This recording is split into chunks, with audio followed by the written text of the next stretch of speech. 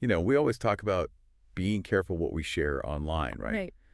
But like, imagine, waking up one morning and all your info is for sale on the dark web. Yeah. Your name, your phone number, everything. Oh, yeah. And this isn't some hypothetical, this happened to 533 million Facebook users back Wow. in 2021. Right. One of the biggest data breaches in history. Yeah. It's huge. So today we're going to do a deep dive Okay. into how it happened, Okay. who might be behind it, Right. and, what it all means for us. Yeah, for sure. Okay. So this is interesting. Yeah. The news didn't come from like some, government agency or anything. Yeah. It came from like a low-level hacker forum Wow. in April 2021. And someone just dumped all this Facebook data. Wow. And get this, they didn't even sell it. Right. They offered it for free. Oh, wow. So it wasn't about, Exactly. making a quick buck. Not at all. So offering it for free, that's almost like, It's a strategy. yeah. Absolutely. What do you think they were thinking?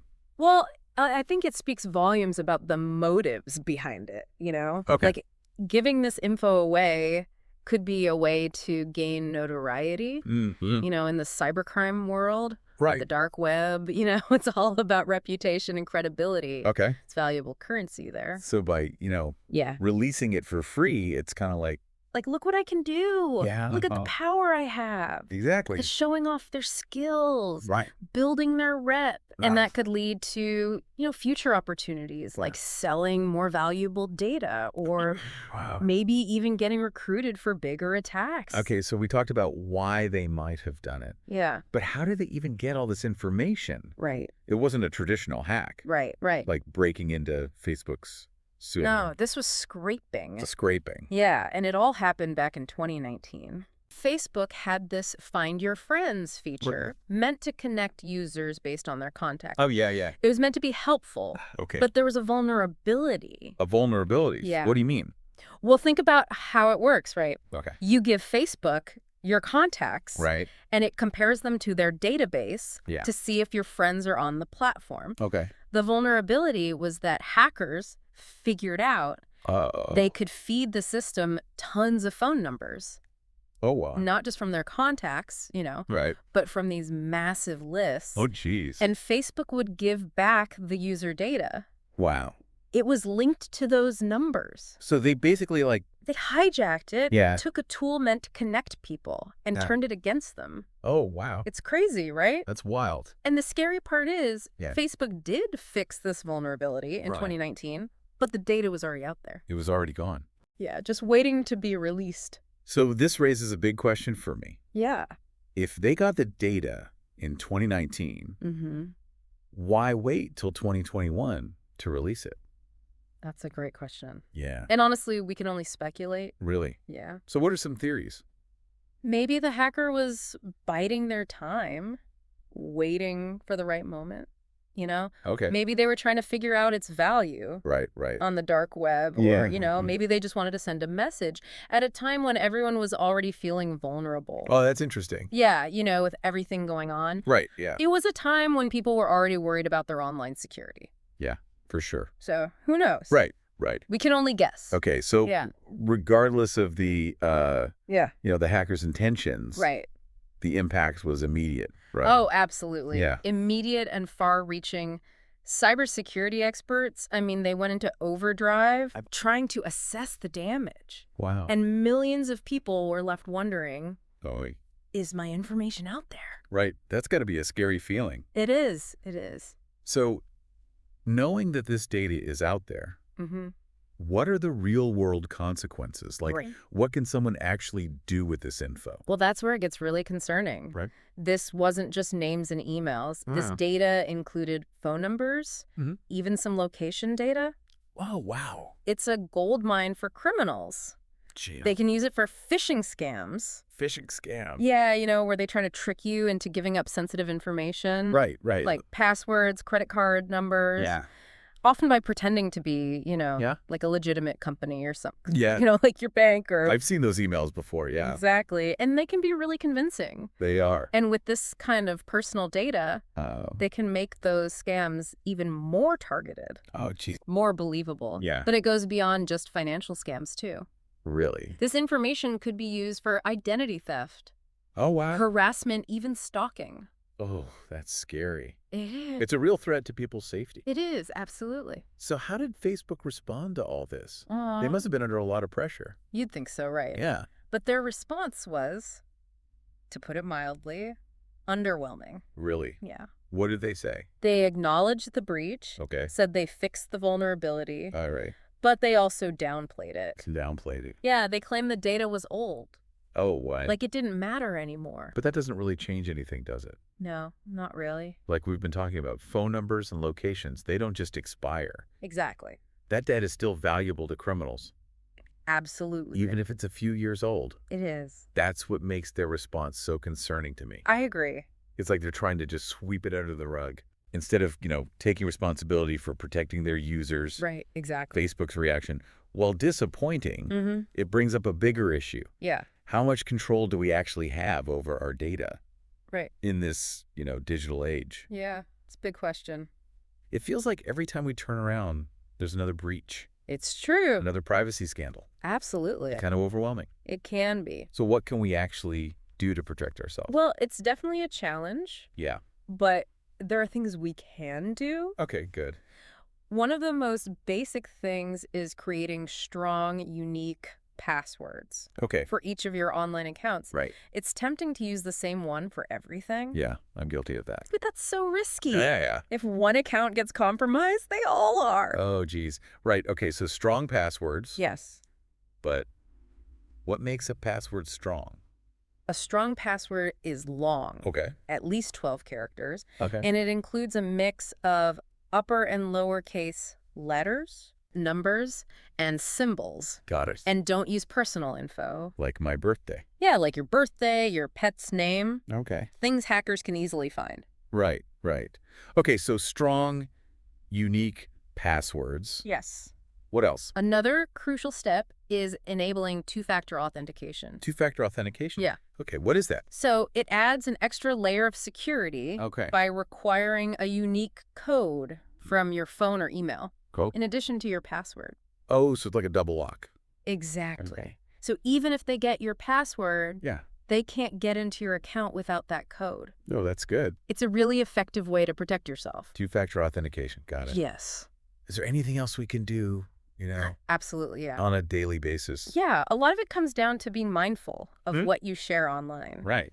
Be careful about posting personal info on social media. Like my address. Yeah, your address, phone number, and be wary of suspicious links or emails. Right. If something seems too good to be true, Yeah. it probably is. Right. Yeah. Like trust but verify. Exactly. Got to apply that to online stuff too. Absolutely. Yeah. And here's a bonus tip. Okay. Regularly check your privacy settings Mhm. on your social media, other platforms. Okay. You might be surprised how much info you're sharing without realizing it.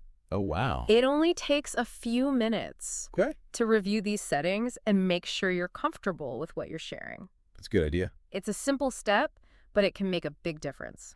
All great tips and definitely things I need to double check myself. Yeah, it's good to stay on top of it.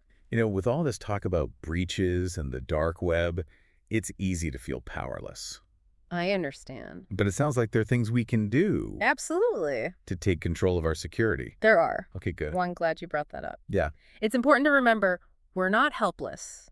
Right. We have a voice, and we can use it to demand better data security from companies Oh, okay. and push for regulations Yeah. that protect our privacy. Right. Yeah. We can support organizations fighting for digital rights Okay. and hold businesses accountable Right. for their actions. So it's not just about being careful online. Right. It's about, It's about taking action yeah. and demanding change. This deep dive has definitely been eye-opening for me. Yeah, I used to think data breaches were something that happened to other people, right. not to me. I get that. But after learning about this Facebook thing Yeah. and the scale of it, It's huge. 533 million people, It's mind-boggling. it really hits home that this affects us all. It does. It's not just a few people here and there. Right? It's a massive problem, It is. and it's only getting bigger, right?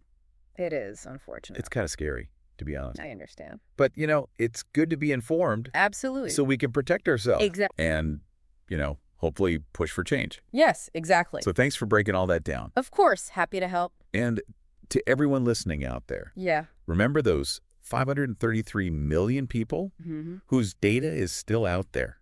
It's a sobering thought. It is. This isn't just about numbers. Right. It's about people. It is, yeah. It's about us. Exactly. So think about what you can do to protect your data Right. in this, new reality. Yeah. Be informed, Yes. be proactive, Absolutely. and stay safe out there. Stay safe. So, regardless of the hackers, Yeah. intentions, Right. the impact of this breach, I mean, it was immediate. Oh, yeah. Yeah, and far-reaching. Cybersecurity experts went into overdrive, I bet. trying to figure out the damage, Right. and millions of people were like, Yeah. is my info out there? Right. It's got to be a scary feeling. It is. It is, for sure. So knowing this data's out there, Mm-hmm. what are the real-world consequences? Like, what can someone actually do with this info? That's where things get really concerning, actually. Oh, okay. Because this wasn't just, names and email addresses. Right. This included phone numbers. Oh, wow. And even some location data. Days. So it's a gold mine for criminals. Right, yeah. They can use it for phishing scams, Phishing scams? Remind me what those are. So phishing scams are where they try to trick you Okay. into giving up sensitive info, like passwords, credit card numbers. Right, right. Often by posing as, Yeah. a legitimate company or something, Yeah. like, your bank or... I've definitely seen those emails. Exactly. Yeah. And they can look really convincing. They are. And with this kind of personal data, Yeah. they can make these phishing attempts Oh. even more targeted and more believable. Oh, geez. But it goes beyond, just financial scams. Really? This information could be used for identity theft, Whoa. Wow. harassment, even stalking. That's scary. Yep. It's a real threat to people's safety. It is, absolutely. So how did Facebook respond to all this? Well, I mean, they must have been under a lot of pressure. you would think, right. Yeah. But to put it mildly, their response was underwhelming. Really? Yeah. What did they say? Well, they acknowledged the breach, Okay. said they had, fixed the vulnerability, Right.